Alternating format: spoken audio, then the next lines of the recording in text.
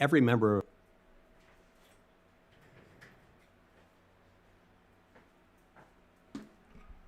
All right. Good evening, YouTube. I am Mrs. Dave the lawyer, Jacqueline Leah. We are picking up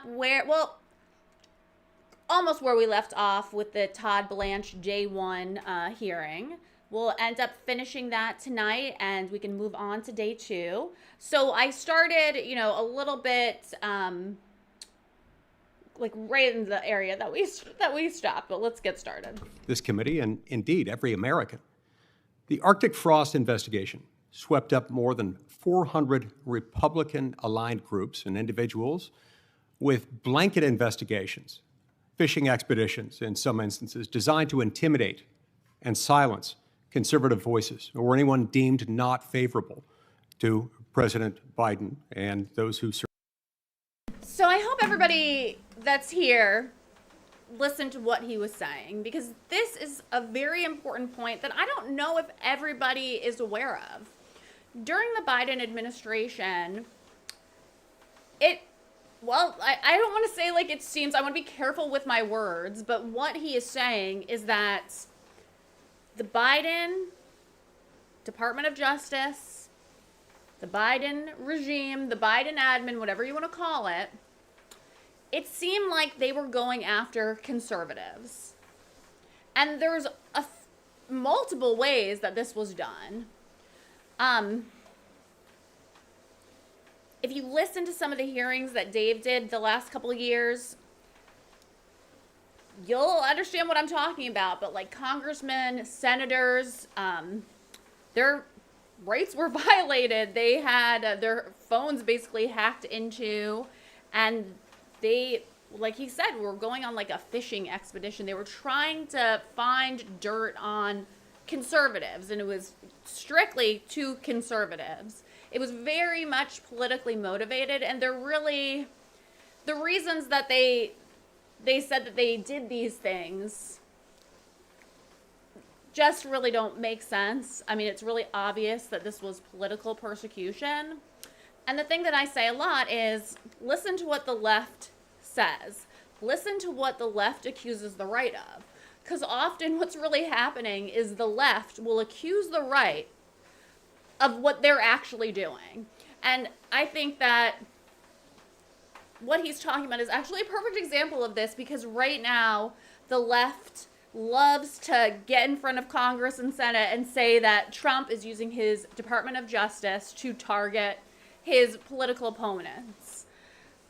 A lot of us just don't think that that's true, and think that that's very rich and very hypocritical, because the last 4 years, that's kind of what the left did. And the left does that all the time. And, a lot of people just hate Trump because they have TDS, whatever. It's sad for them that they're so easily brainwashed and they can't, have a thought on their own. But if you think back about his first presidency and Russiagate and all of that, I mean, that was just such a huge waste of time and waste of taxpayer money. And he did not do anything wrong, and they just tried to interfere with his presidency.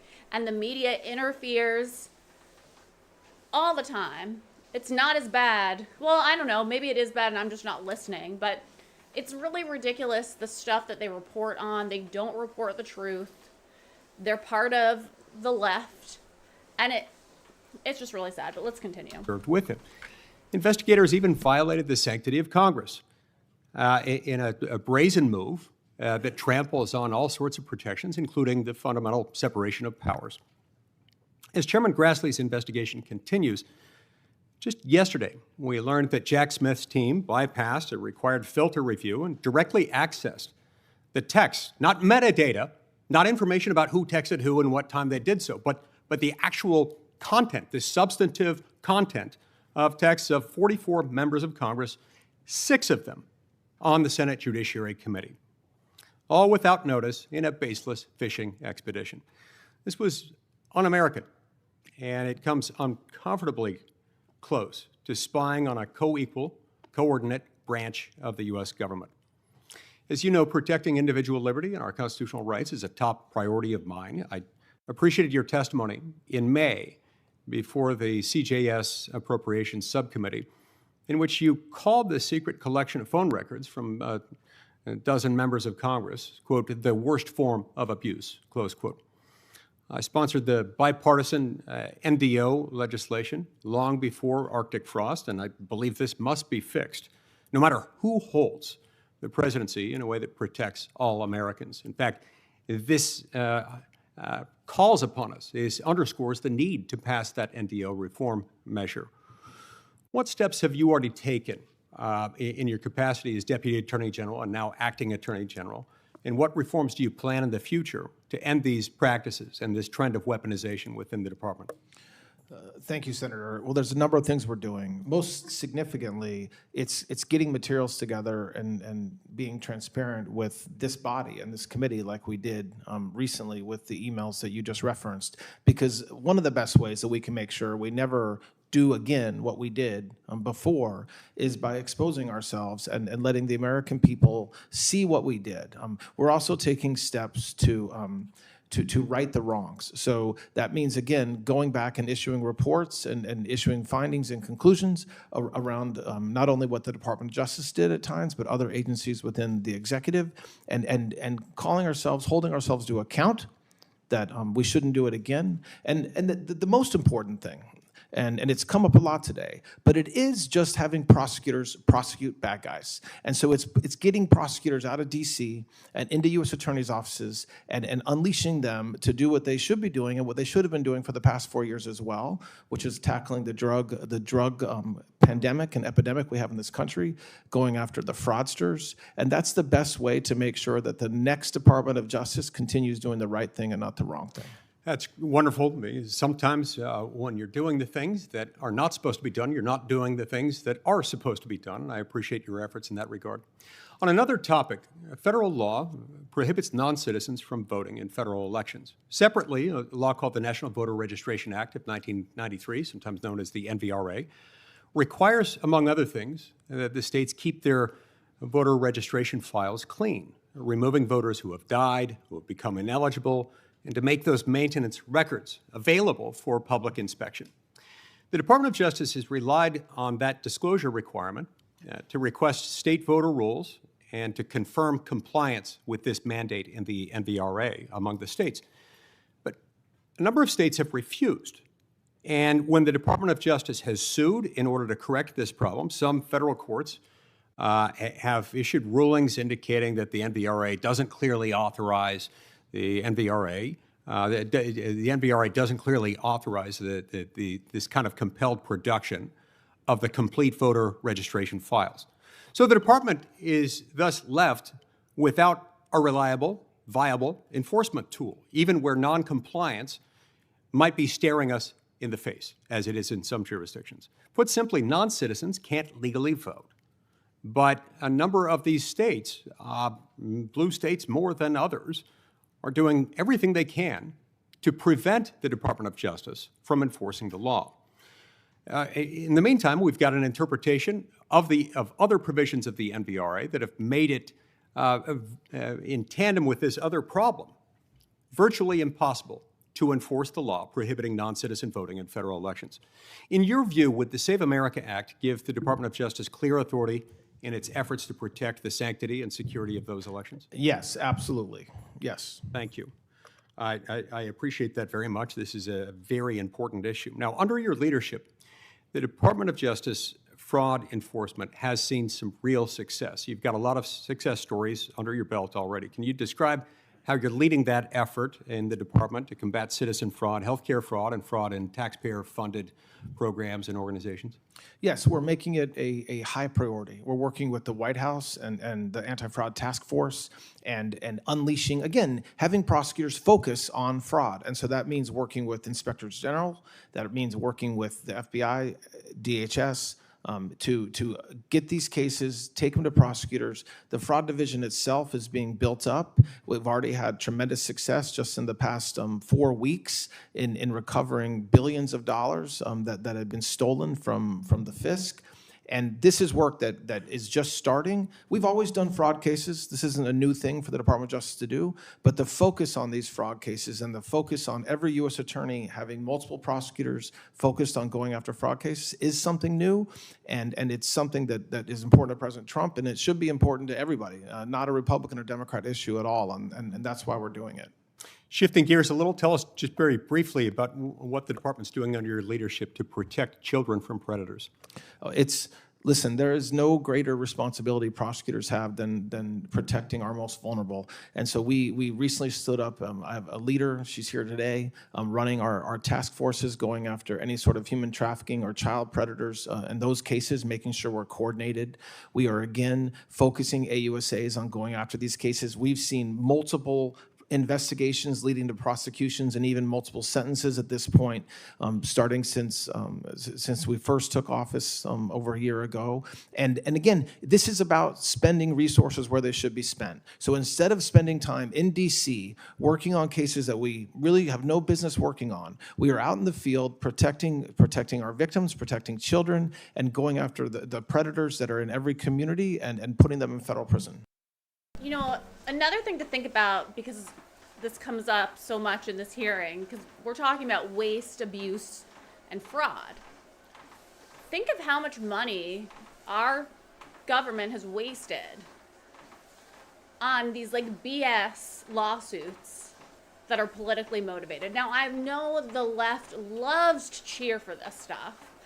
You just love it when Trump is under scrutiny and, you know, he's getting convicted of 34 ridiculous felonies, and obviously nothing happened to him because he is the president of the United States now. But it's so ridiculous and stupid, and you're all cheering for it. But it's costing us so much money. Like, litigation is so expensive. And not just money, like time and energy. Like, there's so much more stuff that could have been accomplished if this aspect of our judicial system didn't happen in 2017 through 2020, or the entire time through Biden's admin. I just think of all the waste of these like BS lawsuits and these politically motivated litigation, and that actually could have gone to you, people that need help. You know, we listen to the Dems constantly say, you know, the health care is being taken away and we need to help the American and we need to help our veterans. And we do. We 100% do. I agree with that. If somebody's an American citizen, they've paid their whole life, they've served our country, and they need help, we should help them. But we allow our government and our justice system to waste so much money, so much time, and that's our money. All of this is our money. Why do we allow it? What can we do to change that? America's so litigious. You can literally sue anybody for anything. And I don't know if that's a good thing or a bad thing, but like, there needs to be different rules. There needs to be more clarity on that, because I think a lot of people waste a lot of time and a lot of money. And I know our government wastes a lot of time and money on these BS litigations and whatever you want to call it. But it's not real justice, guys. It's not real justice. I'd like to turn now briefly to Section 702 of the Foreign Intelligence Surveillance Act, FISA 702. And I want to address some of the repeated claims made by some of my colleagues that our intelligence collection under 702 would go dark when the statute lapsed as of midnight on June 12th. As you know, Section 702 operates under year-long certifications approved annually by the FISA court. Is that correct?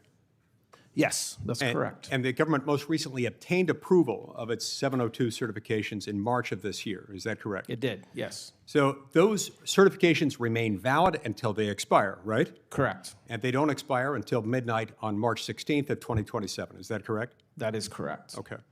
So in the event that the telecommunications providers don't comply, the FISA court can and would compel compliance and impose fines. Isn't that right? We would certainly try, yes. We would come. Thank you. I want to echo briefly what my colleague, Senator Coons, has commented with regard to the Safer Supervision Act to ensure that supervised release is focused on those who need it, promoting both efficiency and public safety. So thanks for your comments on that. I really appreciated those. And then also, some of my colleagues have mentioned a recent court order in the case regarding the leak of President Trump's tax returns and the ensuing settlement. Responding to that opinion, was there any improper coordination of any kind between the Department of Justice and the Trump team as to this settlement? No, not at all. Okay. So, in fact, the case itself was settled based on an apology without any compensation being awarded, without the president receiving a penny. Isn't that right? Correct, and completely consistent with the Federal Rule of Civil Procedure 41, which absolutely allows what happened here to happen. It happens in hundreds, if not thousands, of cases around the country every year. For any entity, whether it's the U.S. government or otherwise, that's been sued for $10 billion or any significant sum of money, that seems like a pretty darn good deal. I see my time's expired. I believe Senator Padilla is up next. Thank you, Mr. Chairman. Mr. Blanche, welcome. Do you believe every human life is sacred? Can you repeat that, Senator? Sorry. Do you believe that every human life is sacred? Yes. So do I. A lot of my colleagues have made remarks about our colleague who recently passed. This last week, we've also seen Lorenzo Salgado Araujo fatally shot by an ICE agent during an enforcement operation in Houston. Earlier this week, Juan Sebastian Guerrero was killed in another fatal ICE-involved shooting in Maine. I'm not here to debate immigration policy or how immigration. I think the Dems need to take some responsibility for the I don't know if you want to call it murder or defense for people that have been killed by ICE. Because what the left has done is they have literally incited violence. They get on TV, and this is propelled by the mainstream media, and they just spew this propaganda about how terrible ICE is. They've tried to dox people that work for ICE, and they get people really hyped up. So then you have these idiots that think it's okay to go to protests and get into ICE officers' face or try to run them over. And then everyone acts surprised when they defend themselves and that person that's perpetrating it dies. And then they want to tell you this narrative that ICE is evil and, they're murdering American citizens, but that's not the truth. That's not the truth. ICE is part of law enforcement. They are enforcing the law. And I think everybody in America should know by now, if you try to obstruct justice, if you try to get into the face of a law enforcement agent, you're probably going to get hurt. You may die. You don't do that. And if you went to any other country in the world and you got into somebody's face that was in law enforcement, it's not going to end well for you. You're either going to end up imprisoned or you're going to end up dead. This is just basic common sense, guys. You cannot get in the face of a law enforcement agent and act violent and act crazy and think that they're just gonna la la la, oh, it's okay. No, you're gonna get hurt. So it's just really stupid that the left, if they really care about people, they would tell them, hey, don't do that. This is not helpful. You're not helping anything. You could get hurt, but they don't actually care. They don't actually care about people, their lives. They love it when somebody gets killed by ICE because then they get to go on this whole propaganda tour. It's great for them. They love it when you die. So, keep on protesting, keep on getting in the face of law enforcement. I'm sure that's going to end really well for you guys. Enforcement has been conducted by this administration. My questions are specific to law enforcement policy and best practices. Given that these are officer-involved shootings, federal officer-involved shootings, what role should the Department of Justice play in ensuring independent and transparent review and investigations over these incidents? It depends on the agency that the law enforcement officer was a member of. So if it's a FBI agent as opposed to an ICE agent or an HSI agent. And the role that we should play depends. It depends on the conduct. Normally, each agency has their own procedures for investigating any type of shooting. And it usually involves their inspector general or an internal office. At some point along the way, the DOJ I don't want to cut you off may play a role. too quickly here, but I want to come back to that point. But first ask, should state and local law enforcement be involved in ensuring that there's an independent investigation of these I incidents? mean, it depends. I think there's a lot of times when state and locals should definitely be involved, but I don't think unequivocally state and local have to be involved for independence. Of course not. Here's the bottom line why I'm asking these two questions. Because in prior incidents, reference Minnesota earlier in your testimony, Alex Preddy and Renee Good were also fatally shot. And as far as we can tell, it's been months and months, there's been no justice in these cases. As far as I can tell, those officers were not fired. They have not faced any charges. So it does undermine any confidence anybody should have in the Department of Homeland Security's ability, through the Inspector General or otherwise, to investigate its own. So I come back to the question, what should the role of the Department of Justice be when there's federally officer-involved shootings? Well, I very much disagree with the statement you just made. The mere passage of time between January and today doesn't mean there's no justice. It doesn't mean that no. So these investigations do take time, and as Senator Klobuchar talked about, and it's her state, we meaning the federal government, have worked with the state and locals in that case. Move on to other issues, but here's what I see. I mean, no justice, clear justice, and I get investigations take time, but no justice. In those two cases, what we have seen is people continuing to die, not just in detention facilities, but on the streets of America. Next topic, coming back to January 6th. There have been several of my... And it just blows my mind how many illegal immigrants were deported under Obama. Millions. Multi-millions, and people cheered and loved it, and Hillary and Bill Clinton too. They were all for deporting illegals, and everybody on the left cheered for it. They loved it. They loved the fact that Obama was getting rid of so many illegals from our country. Tom Homan won the Nobel Peace Prize for his efforts under Obama for deporting so many illegals out of the U.S. And now, the left calls him a Nazi. Same person that they were praising under Obama for doing a great job at deporting illegals. He's doing the same job, but he's actually deporting less under Trump, much, much less. And you guys call him a Nazi. I just think that that's really sad. And I talked about this last night, like, have some integrity. I can't take you seriously when you are a hypocrite. It can't be both ways. Have some integrity. The colleagues who've asked about the quote-unquote slush fund.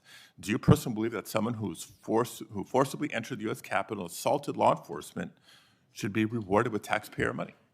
Yes or no? I can't answer it yes or no, but if you want the answer, I think that the fund that doesn't exist anymore set up parameters where, no, somebody that you just described would likely not recover funds. Which brings me to my other point, because several members have asked, and I know Senator Tillis specifically focused on the weaponization slush fund and language versus declarations versus appropriations bills on how to undo this. I also need to be clear that January 6ers should not be able to seek payouts from other sources, including the Federal Tort Claims Act. Do you commit to vigorously defending taxpayer money from... You know what? I actually agree with him. I don't think that January 6ers should have to get money from taxpayers. I think that the Democratic Party should have to pay the January 6ers for all the crap that they put them through and treated them like they were less than human. And this is the other thing, too, because there's so many people in this chat like so shocked at what I said about immigration, so shocked what I said about ICE. But you cheered, and you continue to cheer when the people that were involved in January 6th that just walked into the Capitol, let's be real, the door was unlocked for them.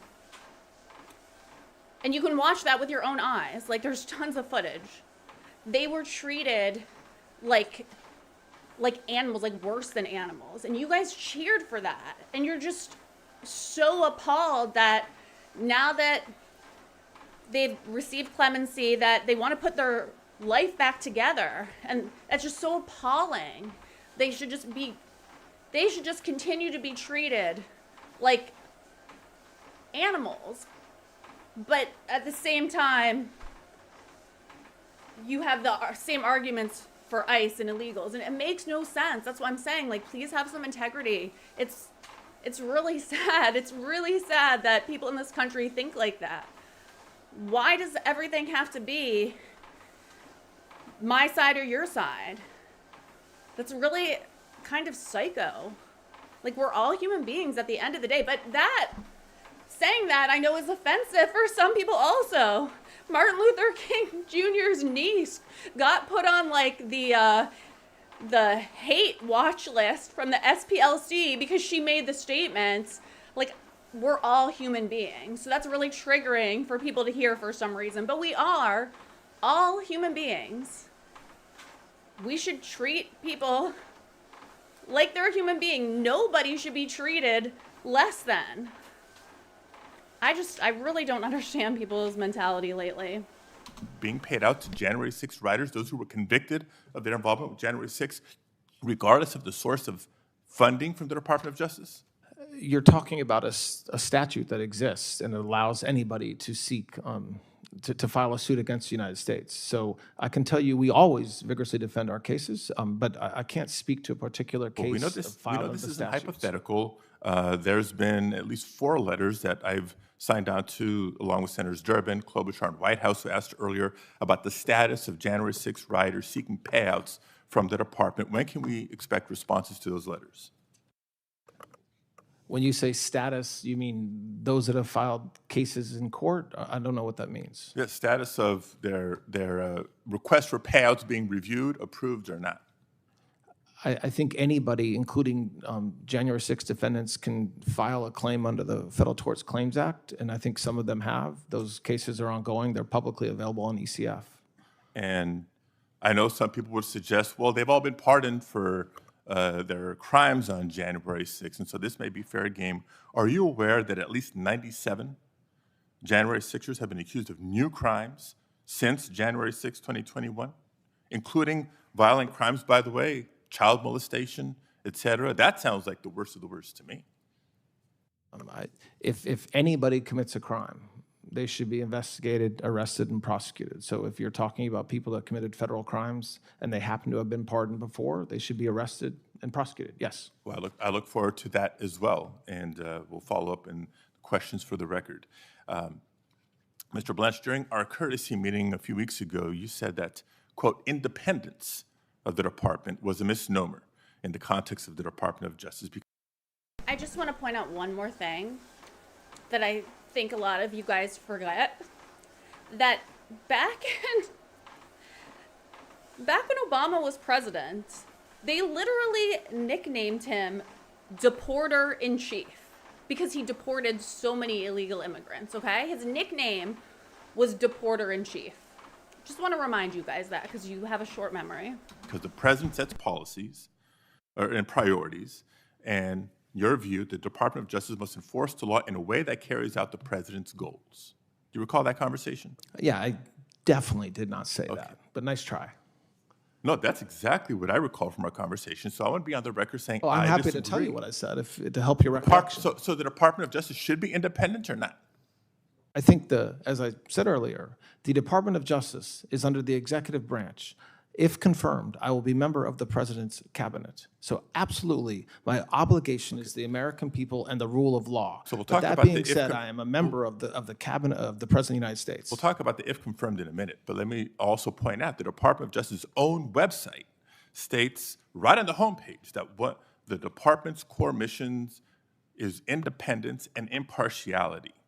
So let me bring a specific example. Last fall, President Trump issued a statement for National Domestic Violence Awareness Month, where he said, quote, I am steadfastly devoted to uplifting survivors of domestic violence and ensuring they know they are never alone and that help and support are always within reach.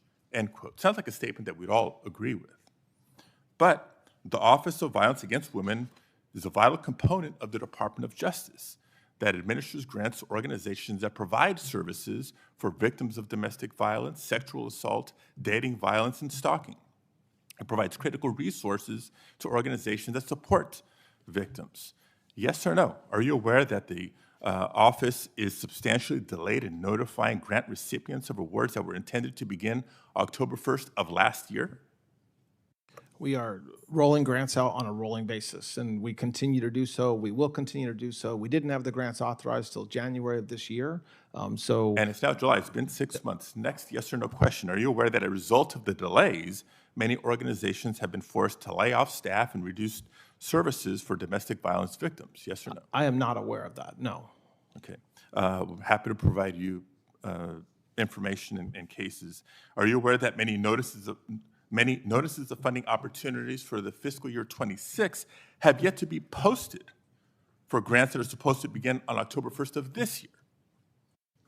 I know that we are posting, that we are caught up from the last fiscal year. The budget wasn't approved until January of this year. We had to finish last year's first. We're putting them out every single Again, day. it's been 6 months. Are you aware that multiple congressional offices from both sides of the aisle, this is not partisan, on a bipartisan basis have reached out to the office about delays and have not been given any concrete timeline despite the real and substantial impact that these delays are having on domestic violence services? That's not true. I've testified publicly about it on multiple occasions, and we have given a timeline. I just gave you the timeline today, which is that we're doing it every day on a rolling basis. We're caught up to last year's, and we're moving forward, and we anticipate having all of them done by the end of this fiscal year. Every other state, for that matter, can know when to expect their funding. I know my time is running out. Let me just end with this. Mr. Blanche, it's the duty of the Attorney General of the United States to, quote, operate free from partisan consideration and protect citizens' rights to equal justice. But what I've heard today fails to inspire much confidence in your ability to carry out that duty or to put federal law before loyalty to the president.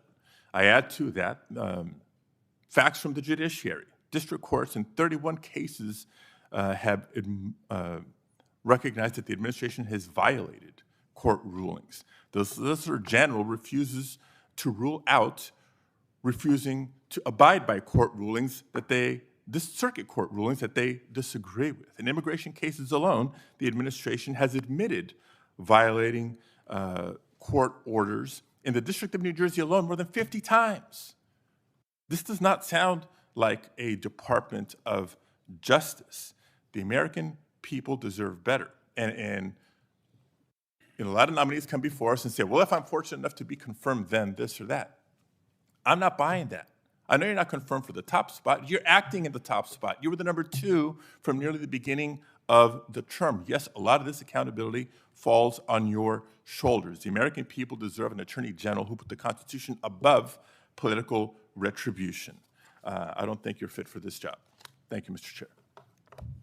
We'll go next to Senator Moody. Before we do that, I've been asked by Senator Grassley, the chairman, to enter into the record a letter supporting Mr. Blanche's nomination from the United Coalition of Public Safety, which represents many of the nation's largest law enforcement organizations and tens of thousands of law enforcement officers across the country. The letter highlights both Mr. Blanche's qualifications to serve as Attorney General and his unique approach to the criminal justice system. It states, quote, "We believe Mr. Blanche will serve with honor, fairness, and a steadfast commitment to the rule of law.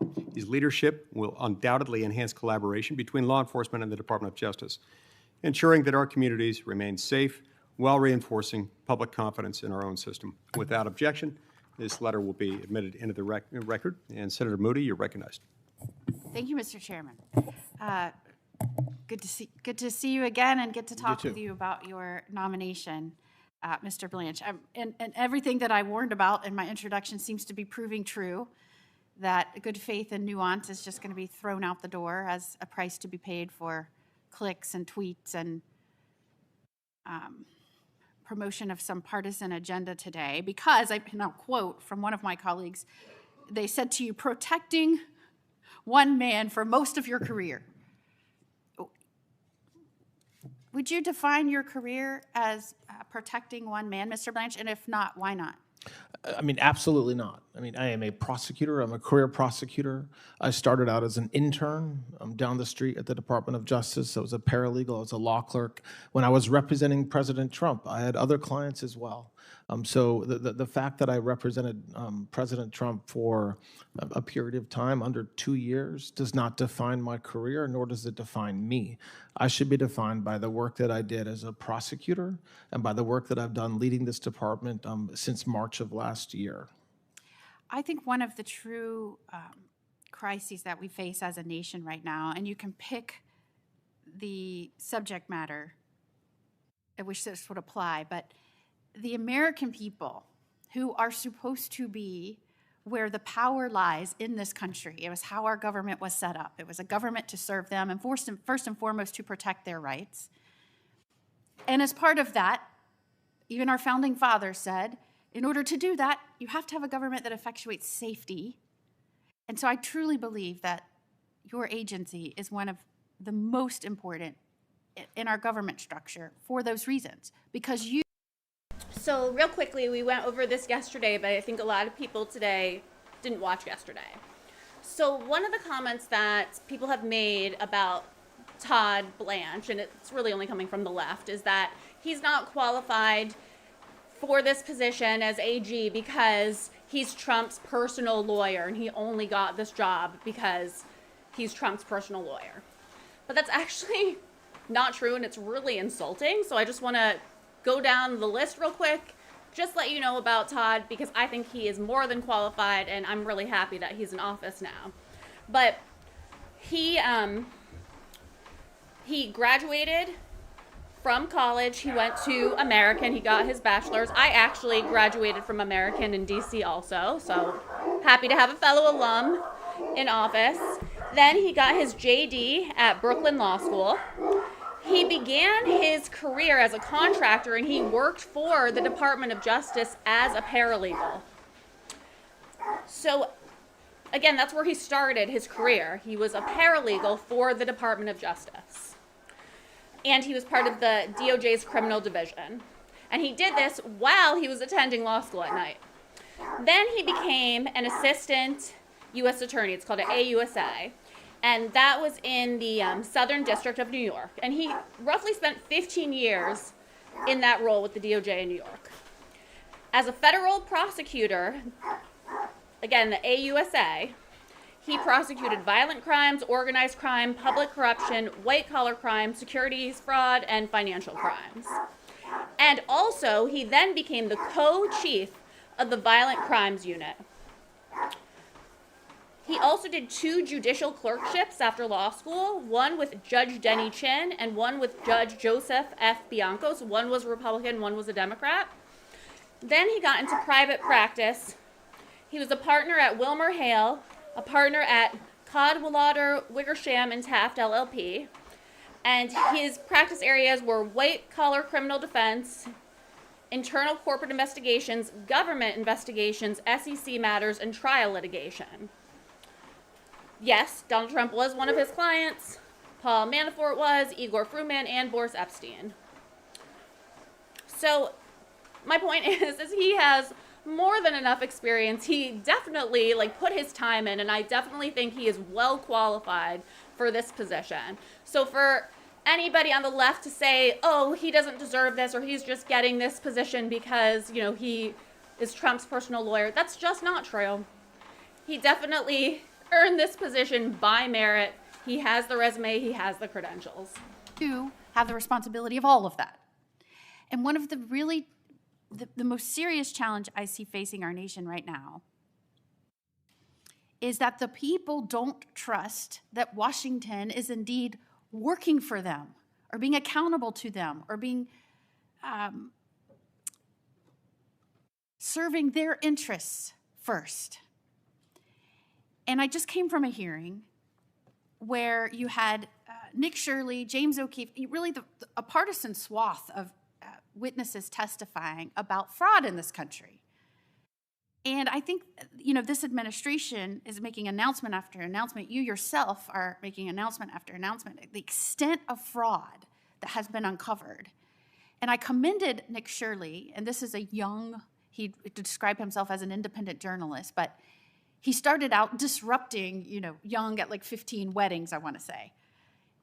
And I think that spirit of challenging the status quo or formality has really driven him to disrupt what I think the American people believe is a bureaucracy historically that has not only maybe because of its size, maybe because personnel in there aren't too quick to want to uncover, but has really been not inclined, complacent, or is set up to not uncover and really go after some of this fraud. And I've been astounded by the amount that this administration has uncovered.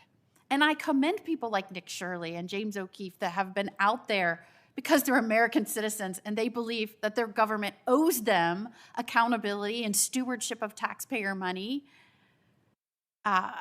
first and foremost.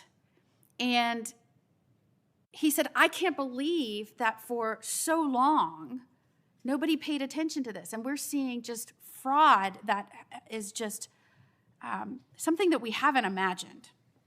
And I'm really proud of this administration and the DOJ, specifically under your leadership, for setting up a specific division now to go after these things that are raised. The results speak for themselves. I mean, you've established a new National Fraud Enforcement Division charged with bringing a comprehensive approach to rooting out fraud. We just saw a 2026 National Healthcare Fraud Takedown where you charged 455 defendants in connection with schemes involving more than $6.5 billion in fraud. I believe we brought together the most states and territories ever in the history of the department's existence in going after fraud. That was all under your leadership and this administration. And I think that delivers a remarkable message, not only to the people out there committing this fraud against the American taxpayer and really against the next generation that's going to inherit this. I mean, I'm a mother of a teenager right now. I feel terrible that they're going to inherit all of this because before Biden ever pushed out swaths of money that went to corruption and fraud, an American taxpayer had to earn it, or we had to borrow it on the backs of our next generation. And so I am proud of the department saying enough is enough. The free ride is over. We're digging in. We're going to take, not only are we just going to, talk about it, we're going to actually show you what we're doing, and we're going to create an entire different division. I think it speaks volumes that you have the new head of your fraud division with you today in the audience. I think America should know that. That didn't exist before you. I would like for you to tell the American people right now a little bit about that, because I have to tell you, when some of these states learned about this fraud going on, when Nick Shirley showed up and exposed some of this insane fraud that was happening right under state administration government's noses, the reaction from state leadership, the governor of Minnesota called Shirley far-right delusional conspiracy theorist, maybe because he campaigned on these small businesses that were set up with that money so that the American people, like, we are growing small businesses, make me your vice president. Maybe that's why he had to knock Nick Shirley down a notch. Governor Newsom came out and said, slow Shirley is the fraud. He tried to ridicule and demean this 24-year-old kid who's just uncovering fraud. And these are chief executives of states. So I'd like for you. But the sad thing is there are people in this chat right now. There's people that are watching this right now, and you agree with Newsom. You agree with the left. You agree with all the nonsense and propaganda they're telling you. Nick Shirley has nothing to gain by telling you the fraud he uncovered. What does he have to gain? His life is like in jeopardy because he exposed this. Like, people are doxing him. He's getting death threats. Freaking California passed a bill, the Stop Nick Shirley Act. What does he have to gain by exposing this?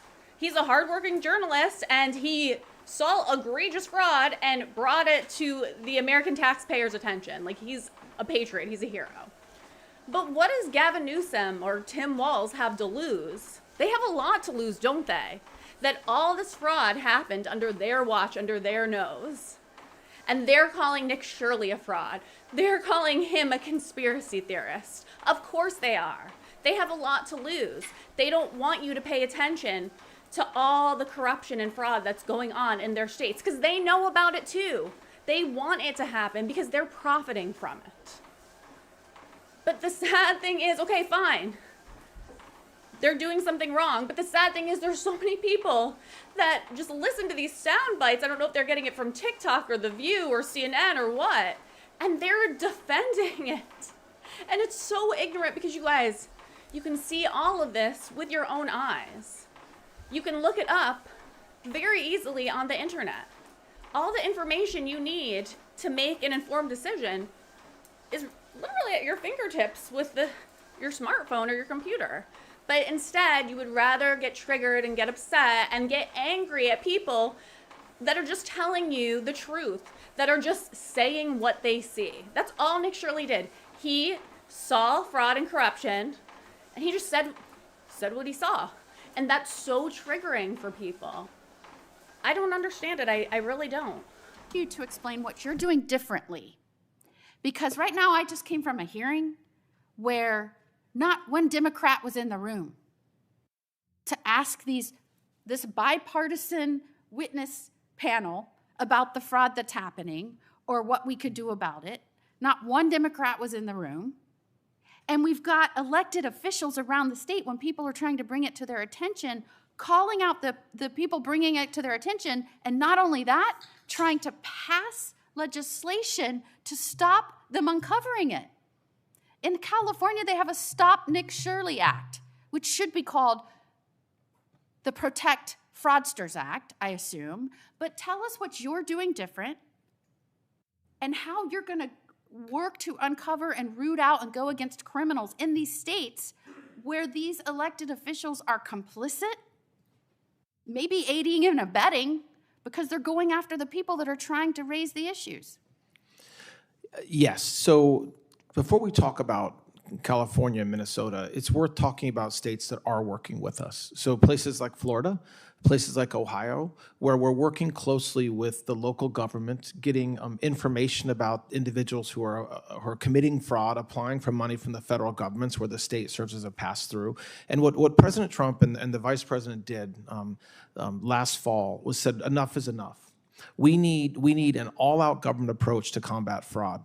And so part of that is our new fraud division. And the work that they're doing is exactly what you just described. And some of the stuff that Nick Shirley has uncovered has been incredible. But it's going into these states and identifying, at this point, just low-hanging fruit. So fraudsters that have set up daycare centers, that have set up autism centers. And leering centers. Maybe. Learning centers. Hearing centers, everything. And all they're doing, and there's no patience. They're just collecting money off the backs of taxpayers. And then you have, it's true, the governor of Minnesota did nothing but obstruct our efforts month after month. And then when we did a takedown and we executed a law enforcement action on a given day, he hopped onto X and said he was happy to partner with us. He's not partnering with us. He's not working with us. And so that's very disappointing. The same thing with the governor of California, where the amount of fraud that's being stolen out of the generosity of taxpayers around this country is in the billions of dollars. But listen, without talking about that, what we can say that it's extraordinarily positive is that we have arrested hundreds and hundreds of fraudsters just this year alone, and we've got a lot more to do between now and the end of the year. And that's the work of, again, our federal agents, our inspector generals, DHS, HSI, working with us, FBI, and then our prosecutors who are now have been given full authority and have been unleashed to tackle this problem. There is no fraud too small. Colin McDonald says it, and it's right. If you commit $1,001 of fraud, you should expect to go to federal prison. And we're going after the biggest fraudsters and the smallest fraudsters, because any dollar that's taken inappropriately is something that this Department of Justice won't tolerate. So it's a big effort, and it's going to take a lot of work. We're hiring a lot of prosecutors. We're using a lot of AUSAs around the country. But I expect that we'll continue to see the results that we're already seeing. So thank you very much for the work that you guys have done as well to help facilitate our success there. Thank you, Mr. Blanche. Senator Welch. Thank you very much, Mr. Chairman. Thank you very much, Deputy Attorney General. I want to talk to you a little bit about the Anti-Weaponization Fund. Just by way of background, you've had a long-standing relationship, of course, with President Trump, served as his personal criminal attorney, right? I met him for the first time a couple years ago. Right. And in the course of your representation of the president, you earned over $9 million, correct? Well, my law firm was paid that much. I had 6 or 7 lawyers. Well, that was in your financial disclosures. I don't have a problem. No, with I was paid it. Sorry, I was. But I'm saying it went to my law firm. I had employees. Right. It's been raised that you have a close relationship with the president, but you're entitled to that, and the president is entitled to appoint as Attorney General a person in whom he has some trust. So that's not an issue for me. But on the Anti-Weaponization Fund, there is the question of whether a president who is suing the taxpayers, the IRS, for $10 billion, and where his formerly personal lawyer is representing the taxpayers, is there a conflict of interest? And my understanding is that before you actually got here, you did get ethics training when you were, after you were acting Deputy Attorney General, correct? Yes. And my understanding is that you were advised that you should not be engaged in matters that affected President Trump in his individual capacity. Is that correct? No, I'm not sure what your understanding is based upon, but no. There's very clear ethics rules that I was required to follow that I do follow. It's based on a letter from Mr. Terrell, and you received normal ethics training. Yes. And normal ethics includes that you do not represent someone with whom you have been representing them before in a personal matter, right? I'm not trying to get uber technical, but there are very technical rules around the ethics requirements, and I follow them. All right. Well, maybe you could provide us with what the ethical materials I can tell you were right that were now if you're provided. interested. What I'd like you to do is send us the materials. Let me go on. If you had an issue, there was a dispute involving, say, Paramount, would you have a lawyer from the Justice Department who owned $9 million in stock negotiate on behalf of the government with that company? It depends on as long as there's an ethical and no reason there was no conflict. So if I had $9 million in stock with Paramount, I'm representing the people. There's an adverse relationship, adversarial relationship. You'd let me negotiate on behalf of the people when the outcome of those negotiations would have an impact on my stock price? Sorry, I just want to understand your hypo. If a lawyer for the Department of Justice has $9 million in Paramount stock, they should not be on that case. Right. I agree. Yes. Okay. And, you know, what happened here with the president that's so mystifying to many of us, it would be analogous if the governor of Vermont sued the Department of Taxes for $10 billion. And we don't appoint attorney generals, but in New Hampshire they do, but let's say we did. And the governor is formerly personal attorney. There's no comparison Let me finish my question.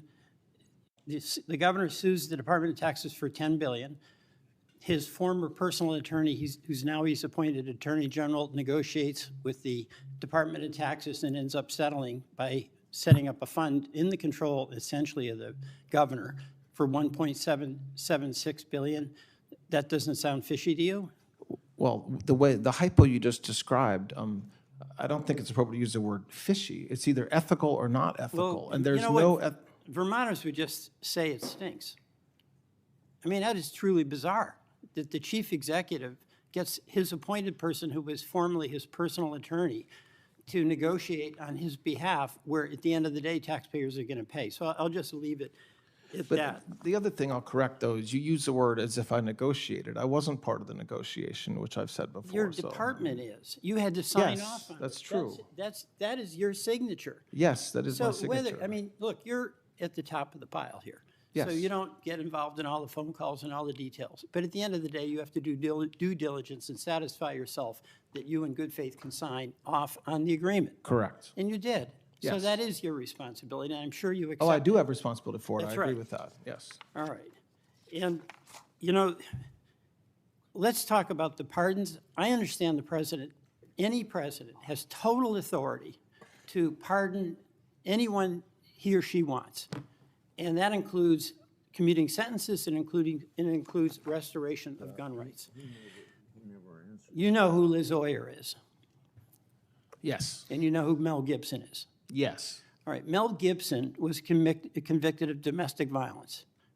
What he did was he punched his then girlfriend in the teeth, threatened her with a gun, while she had their infant in her arms. Now, it's the president's decision. He can restore Mr. Gibson's gun rights. That's not your decision. But my understanding is you had a pardon attorney who, when requests were made to restore gun rights to domestic abusers, they'd be vetted. Mental health issues, other issues, and that's because 500% increase in homicide rates of domestic abusers who have guns. You asked, or one of your people asked, Liz Oyer, to provide a letter that basically said, okay, we can restore his gun rights. Is that correct? That happened the day I was starting. I know was Ms. 2 Oyer days. has claimed It that was 2 days after. I know that Ms. Oyer has claimed that that had anything to do with her firing. I didn't even know of that. I had known nothing about Mel Gibson or that letter when I fired her. Nothing. So why did you fire her? For a number of reasons. For one, You were there 2 days? yes, for a number of reasons. It had nothing to do with Mel Gibson. The decisions that she had made as pardon attorney in the weeks and months leading up to the end of President Biden's term were completely inconsistent with President Trump's authority, including recommending commuting every single individual on death row, which even President Biden didn't do. Right. I'll let the Americans be the jury of whether that sounds right. But 2 days after it you is were right. there, she got fired. She was told to do a letter that was basically going to validate the decision the president had made to restore gun rights to a man who smashed his girlfriend's mouth, threatened her with a gun, and did it with her holding their infant. And had nothing to do with why she was fired, by the way. Nothing. Now, what also is documented is that she was going to testify here in Congress before a roundtable. And people were dispatched, federal marshals, to go to her home at night. It turns out she was not there. Her 11-year-old son was there alone. And fortunately, at the very last minute, that access to her house, or that the trip to her house was canceled. That's not true. I mean, if you want me to answer with the truth, I can. What part of it is not true? When we learned that she was going to testify about privileged communications, like we do anytime a former employee is going to violate their ethical duties, we drafted a letter. We tried to serve that letter on her via email. We tried to contact her. She would not answer her phone. Okay. So the way the Department of Justice serves people in every case is with Deputy United States Marshals. We endeavored to do that, and then she accepted service. Thank you. I'll go on. Kash Patel, I do want to go back to my colleague, Senator Weiss, has some concern. I have concerns about him because of the reports about his drinking, about the incredibly bad morale there. But I'm not going to ask you on that. You are a supervisor, so obviously you have some responsibility to be reviewing this behavior. I don't think he has any issues drinking. He has no issues with morale. All right, here's what is very clear.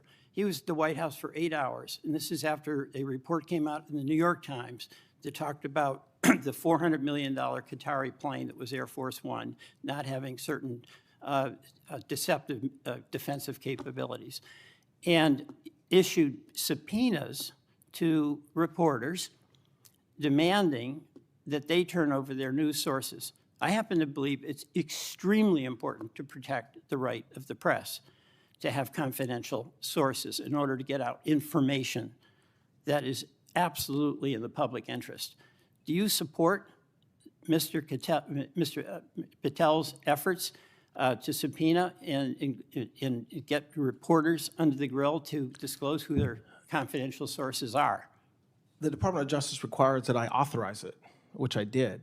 And those reporters, we're not targeting reporters. They're material witnesses, just like a reporter would be a material witness to a car crash. Yeah, they but are witnesses. And so And the question you want to ask them is, who were their sources? No, That goes to the heart of the no. First Amendment. no, the question we want to ask them is who provided them with classified national security information, which everybody in this body should want to protect. I would hope.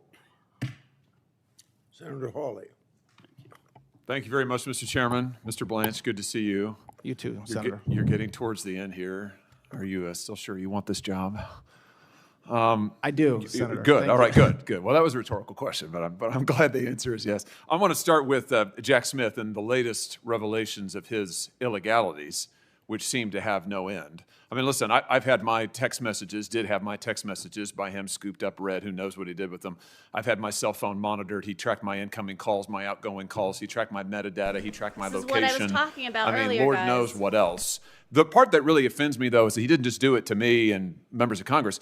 He did it to ordinary Americans. I've had Missourians come to me and say, I had FBI agents show up at my door, knock on my door and say, were you in Washington, D.C. in January of 2021? These are people who did nothing wrong. They weren't even here. They come to me and they said, what is going on? What am I going to do? I can't afford an attorney. What really gets me at the end of the day is he lies about it. I mean, he has lied and lied about it.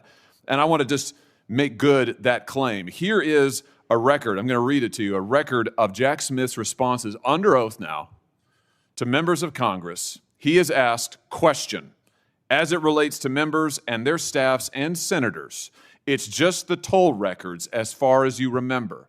Smith, that is my recollection. Question, did the records that you requested include the content of text messages? Smith, answer, no. Now, maybe there's some nuance I'm missing here, but it sounds a lot to me like this guy didn't tell the truth. Have you thought about investigating this guy for perjury? We take testimony in front of this body very seriously, yes. Good. Well, I think he absolutely should be investigated. I think he absolutely should be prosecuted, if at all possible. And based on his responses under oath, I think he should be. And I think it's time that we say that these people who did this, who engaged in this mass illegality, blatant violation of the separation of powers, blatant violation of the Constitution. We know what they did to President Trump. We know what they did to everyday innocent Americans. And that's before we even touch the issue of trying to recruit spies into Catholic parishes, sending members of the anti-terrorism division to go hound parents who went to school board meetings. It's unlike anything we've ever seen in American history. And my view is there needs to be accountability for it. I hope that you will investigate Jack Smith for perjury, and I hope that possibly you'll prosecute him. Yes, Senator. Let me switch gears and ask you about a Missouri-specific issue. My state has a number of laws that protect the unborn. We're a very pro-life state in Missouri. And that includes laws that limit the use of the chemical abortion drug, the circumstances under which it can be prescribed. You need to see a physician and so forth under Missouri law. Now, as you know, Joe Biden gutted all of those restrictions. He took away President Trump's safety restrictions on this chemical abortion drug. He instituted a mail-order abortion policy. So my state went to court to try to defend our state's laws. A number of other states, Republican states, did this. And of course, in the meantime, the president changed, thank goodness, and now we have President Trump. But that means that now we have the state of Missouri, Republican state, along with a number of other conservative Republican states, are in court against a Republican administration fighting over Joe Biden's abortion policy. And by the way, while I'm on this subject, I just want to show you why it matters to Missouri. Here's what happened in Missouri after Joe Biden changed the rules and contravened our state laws. Look at the abortions. I mean, dramatic increase. Because under Joe Biden's abortion rules, it doesn't matter what your state law is. Doesn't matter what the voters in my state do. You can just mail in this abortion drug, no prescription, no follow-up visits for the mother, no medical support at all. You mentioned this earlier, I think. You can mail these in from overseas, from India, for heaven's sake, and that's where many of them come from. Nationally, we see the same thing. Since Biden put his policy in place, massive increases in the number of abortions. Here's what I want to get at with you. I just hate that we have these Republican states. I hate this policy, first of all. but I hate it that we have these Republican states in court against a Republican administration. And it just seems to me there's got to be some solution to this. So I just want to ask you, what do you think that is? I mean, how do you think we can get to some solution here from all of this mess and find our way out of it? I turn it over to you. I share your concerns, as does this entire administration. As you know, I mean, we have the most pro-life president in history, and you are one of the most pro-life senators in this body, and so that is a good thing. I don't want to talk about litigation strategy here; it's not appropriate. But it is. I will say, as we've said in our briefing, we are not defending what Biden did and will not. The FDA has a process that we're letting them go forward in, and this is, again, in our briefings. It takes a year. They've committed to do it significantly less time than a year, and we are will always. And when I say we, I'm not just saying the Department of Justice, I'm saying President Trump's administration in its entirety will protect the life of the unborn and work with states and obviously you to make sure that we do that in the best way. I want to get to a solution as well. I don't want to talk about litigation strategy here. I don't think that's the right forum, but I very much share your concerns, Senator. You mentioned just a second ago, I think this is an important point. I just want to make sure I drive this home. You're not defending this abortion policy, Biden's abortion policy, which changed President Trump's own rule. You're not defending that in court, right? I mean, you're not defending that on the merits. And it's in all of our pleadings that we are not, correct. Yeah, and even the FDA commissioner said, I'm just going to quote him here, that Biden's rules as a legal matter lacked adequate consideration. The HHS Secretary, Bobby Kennedy, said that Biden's rules invite potential dangers by offering mifepristone without sufficient medical support or supervision. So those are from your filings. So I want to be clear on this. You do not defend this policy on the merits whatsoever. And presumably you have no issue with President Trump's earlier rule, which had common sense safety restrictions. You had to see a doctor, get a prescription. There had to be a follow-up visit to see if there was any hemorrhaging. Those were in place before Biden gutted them. Presumably, there's no issue with any of those. I anticipate the department would defend those rules. Yes. So, okay, that leads me to this question. Why not, while the FDA is doing its review, why not put President Trump's rules in place? They're good rules. Why not do that rather than leave in place these rules? I mean, just explain that to me. Well, this gets to my original point when I don't think it's appropriate to talk about our strategy, litigation strategy here, except to say that we want to get to a good result consistent with President Trump's administrative directive and priorities, and we very much believe that the Biden rules were wrong. So we're continuing. Good. I'm glad to hear that. Do you have any thought about what a solution, a good result might be? I mean, do you have any? And I'm not asking you to discuss your litigation. I mean, apart from that, I mean, how are we going to get out of the litigation? I want to be clear. I want to get out of the litigation. Understood. I hate the fact that all these Republican states are litigating against the Republican administration. We got to find some way to end that. So maybe you have a thought. I hope that the work the FDA is doing now, because remember, we have to have studies that we can defend in court. We have to be able to say to a judge, probably in this district, that our change was not arbitrary and capricious. So we're trying to let FDA, we meaning the Department of Justice, do their work so that we can have continue to protect the lives of the unborn children and, frankly, the state's laws, like Missouri's, which is really what's being violated here at its core. Let me just ask you one other thing on this. I know that you've seen these stories, these news reports about women who are assaulted by their boyfriends or whomever. They get pregnant. The boyfriend doesn't want it. You know, they take the drug, crush it up, lace it in their drink or what have you. You know, one example, Rosalie Markovich. Rosalie, she got pregnant. She was excited. She did not want to have an abortion. She wanted to have her baby. Her boyfriend did not want that. So without telling her, certainly without her consent, he laced the drug into her drink. It caused her to begin to miscarry. He restrained her so she couldn't go to the hospital. I mean, this is assault. Multiple states now have brought dozens of criminal charges against men who do this.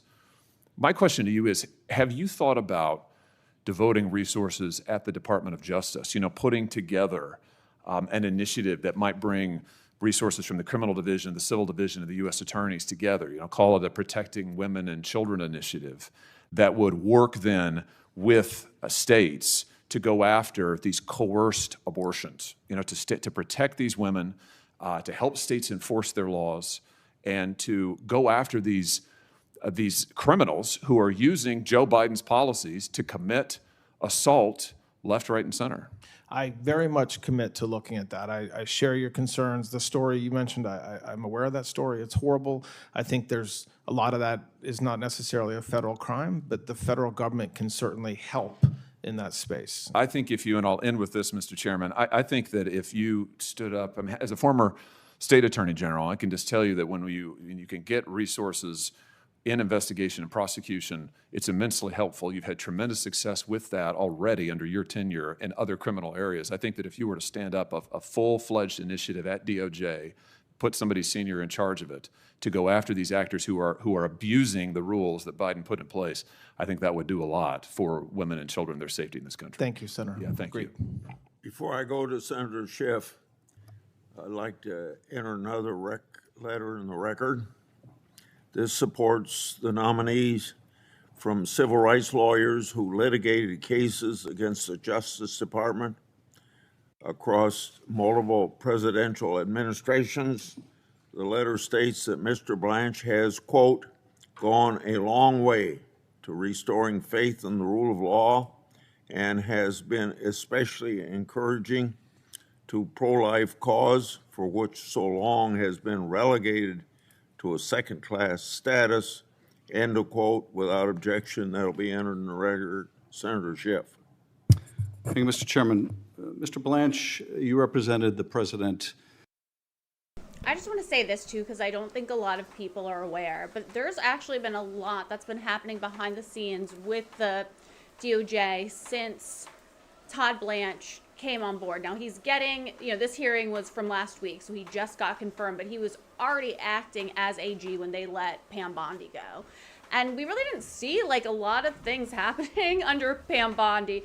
She put on that whole Mean Girls political theater with the Epstein files in Congress, and that was really alarming in my opinion, but that's another story. But there has been a lot of things, again, happening behind the scenes since he has taken over that position. We don't hear about it. The mainstream media never reports on it, but actually right before July 4th, there was a press conference and they had announced all of the efforts that they made to prosecute people that were just committing egregious Medicare and Medicaid fraud all over the country. It was a massive litigation of multi-billions of dollars in multi-states, and all these states came together to help to prosecute these criminals that were basically doing organized crime. But we don't hear about that from the mainstream media. I want to continue because this part's almost over, but there's been quite a few things that Todd Blanche, the other thing I want to say, what's been going on with the elections, behind the scenes, this DOJ is trying everything they can to make sure that the elections and the midterms are safe and secure.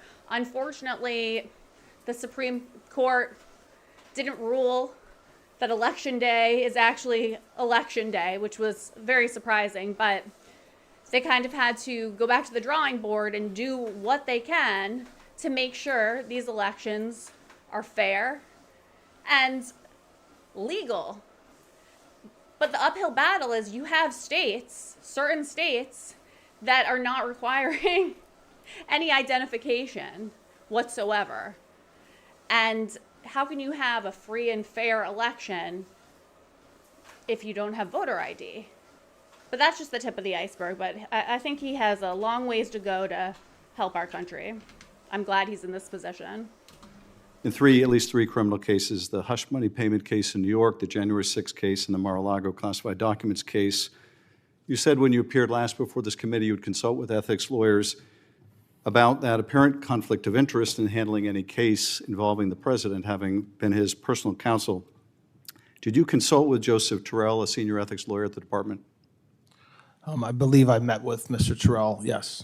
Did Mr. Terrell tell you that ethics laws and policies required that you not be involved in cases involving your prior representation of the president. Yes.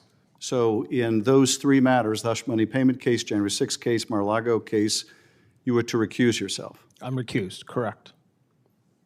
Well, by the way, the cases are not ongoing, Senator, but to the extent there's any work around those cases, yes, I'm recused. So you said to CPAC a couple months ago, the other things that are happening, there is not a single man or woman at the Department of Justice who had anything to do with those prosecutions, meaning the prosecution of the president. So you're saying that it's not a conflict of interest for you to be involved in the firing of prosecutors who prosecuted your client, your former client? There's no conflict there? Is that No, there is. I wasn't involved. So that would be a at conflict. CPAC, you're taking credit for the firing of these Department of Justice lawyers, but you're not willing to take responsibility before this committee. Is that the case? No. Okay. I'm making, there's a You statement I gave were at CPAC. bragging about this at CPAC, the firing of these prosecutors, the firing of the FBI agents, the getting rid of everyone who investigated your client. You were proud of that, speaking for the Department of Justice, but you don't think that's a conflict of interest. You moved to vacate, I don't think you're going to deny involvement in this, you moved to vacate the convictions of 12 Proud Boys and Oath Keepers, which erased their convictions, restored their gun rights. These people were convicted in the January 6th investigation, which also involved the president, who you represented. You were involved in dismissing those cases, were you not? I'm the acting attorney general, so yes, my department moved to dismiss. I was not So involved. you didn't recuse yourself from that matter. You were No, willing. there's no reason to, from the Proud Boys matter? Yes, I mean, it was. lawyer, it you know was, the rules. it There are was the- rules that say when I yes, have to there be are recused, rules. and that's not one of them. And there are rules. And when you're told to recuse yourself from investigations that always you do. handle for the president, you're supposed to recuse yourself. No, when I so represented you have the president. you have also said, you've also refused to release Volume 2 of the Special Counsel's report. That was an investigation into the Mar-a-Lago documents case. How is that not an abundant conflict of interest? Refusing to release to the public an investigative report of an investigation into your client. I am not a judge. A federal judge. No. has said it The cannot be department's released. position under you, Mr. Blanche, the department's position under you, Mr. Blanche, was do not release the report. So that position. If you went into court asking them to release it, it would be released by now.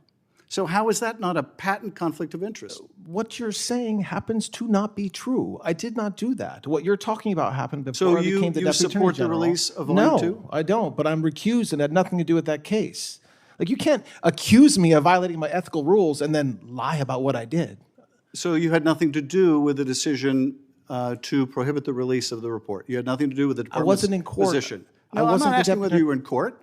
I'm asking you whether anyone sought your opinion or used your guidance in refusing to release Volume 2. When Are you that saying you had nothing to do with when that decision? litigation was ongoing, I was a private citizen, still representing the President of the United States.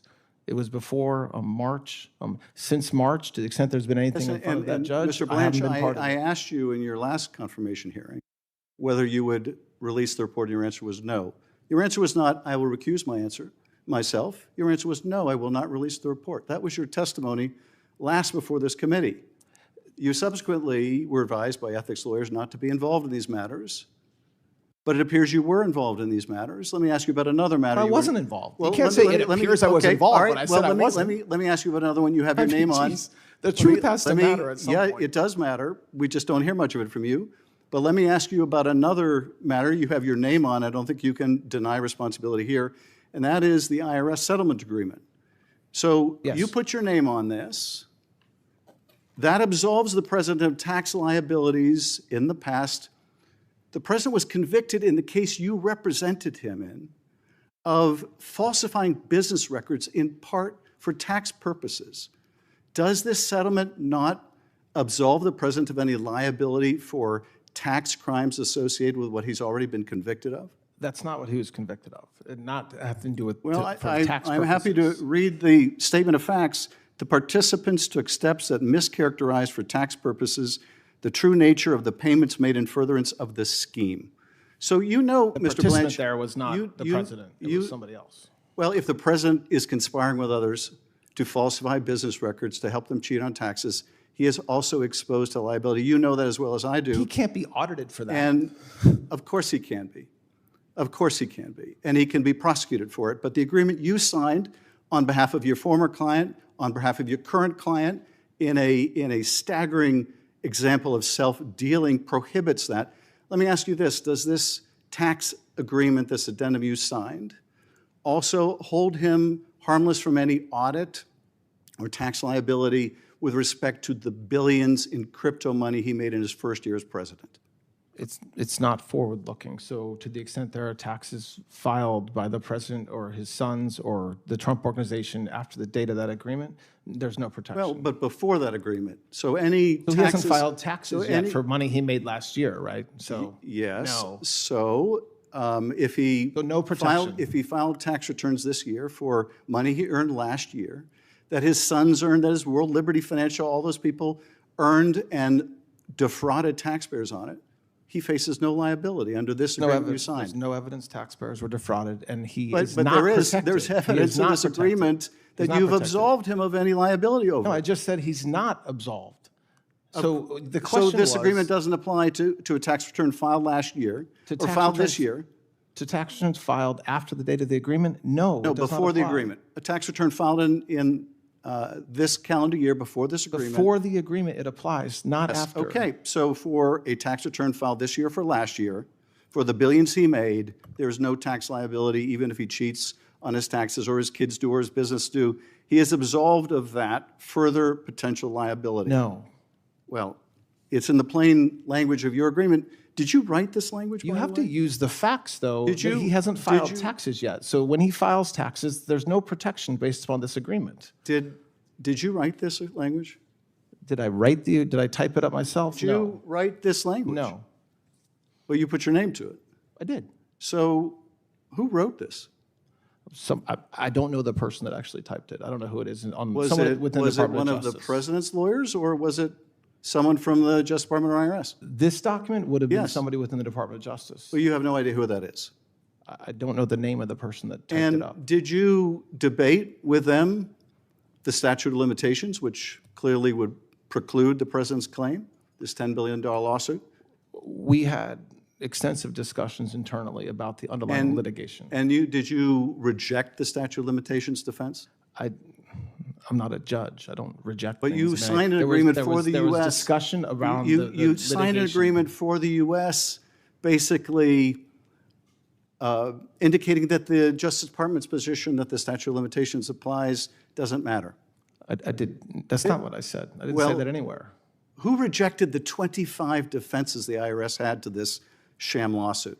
Who rejected them? Who said that these defenses we're not going to accept, we're just going to go with the president's agreement in the slush fund, There in was this immunity? There was a lot of discussion internally. But you made the about decision. case. What's the decision? What do you mean? You What made the decision to not defend the IRS and the Justice Department. You made the decision and said to sign this slush fund agreement. We made the with decision to settle the case, correct? Yeah. And in doing that, you basically decided that you were going to be the lawyer for the president and the lawyer for the IRS and the Justice Department. As the court found in this No. case, there was no adversarial relationship. Yes, the there court found it was a sham, it was a collusive relationship. And what I don't understand, Todd Blanche, what happened to the Todd Blanche who was a prosecutor in the Southern District of New York? What happened to the prosecutor people had respect for? What happened to the prosecutor who once respected the rule of law? What happened to the prosecutor who said that there wouldn't be a whiff of political partisanship and then prosecutes the president's enemies over Seychelles cases, over making a video stating the plain law and Constitution? What happened to the Todd Blanche of the Southern District of New York that could convert him into you, someone willing to say the president has both the right and the duty to prosecute his political enemies? I cannot never said imagine that. the Todd Blanche of the old days would have ever done that. What happened to you, Todd Blanche? I'll tell you this. I think Robert Caro had it right when he said that power doesn't corrupt as much as it reveals. I suspect it has just revealed who you are. And who you are is someone willing to sacrifice everything you once believed in for that title, for that position of Attorney General. And it is a sad story that we have seen from Trump appointee after appointee after appointee. We have seen people compromise themselves little by little and then a lot by a lot until they're sitting before this committee and trying to justify the unjustifiable. I yield back. May I just briefly respond, Chairman? Yes, you may. Very briefly. So you asked me what happened to Todd Blanche. I am still here. I am the same exact person I was when I was a federal prosecutor in the SDNY, which is do the right thing and do everything you can to keep communities safe. So when I was a line prosecutor, when I was a supervisor, when I was the head of a division, my motivation and my goal was the same thing with the people who worked with me and worked for me, which is do the right thing, enforce the laws, and put bad guys in jail. And so you spend time talking about, I did not interrupt you. I did not interrupt you. A little courtesy would be appropriate. So when you ask me what has changed, okay, and you talk about a single document that I signed, okay, and somebody had to sign that document when the president sued, okay, so I tried to do the right thing. What I do every single day, and what the prosecutors in this country do every single day, and the nearly 100,000 indictments and informations that have been filed since January 20th, is exactly what everybody in this building should want the Department of Justice to do, which is to make our communities safer, enforce the laws, both civilly and criminally, and always do the right thing with integrity, which is exactly what I'm doing. So I am the same Todd Blanche I was when I was a federal prosecutor in the SDNY. Before I call on. All right, guys, I am going to call it a night. Thank you so much for joining me. Gosh, we had so many people in the chat. We have over 1,300 people right now. I hate to leave, but I'm just a little bit tired from walking so much. I'm not going to be on tomorrow or Saturday, but I will be back and we can finish up this hearing on Sunday night. Thank you guys so much for joining me. I hope everybody has a great weekend.